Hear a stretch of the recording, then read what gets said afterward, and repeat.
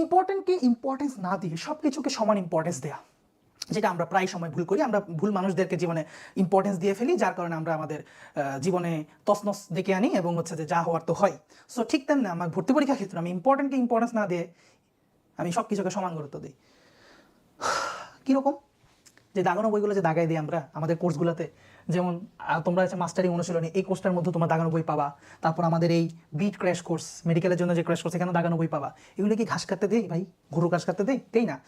আমরা পড়া কমানোর জন্য দেই, ইম্পর্টেন্ট জায়গা বোঝানোর জন্য দিই। তোমরা সেগুলো ইম্পর্টেন্ট না দিয়ে যদি সব লাইন সমান গুরুত্ব দিয়ে পড়ো তাহলে তো সমস্যা। ওগুলো বাদ দিয়ে যদি সব সমান গুরুত্ব দিয়ে পড়ো।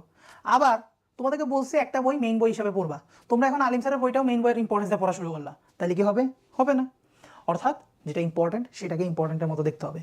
অথবা আমরা বলছি কেমিস্ট্রির জন্য ভাই, ফিজিক্সের জন্য, কেমিস্ট্রি ফিজিক্সে তোমাকে যদি ভালো করতে হয় তাহলে একটা গট হচ্ছে অনুশীলনী ভাই।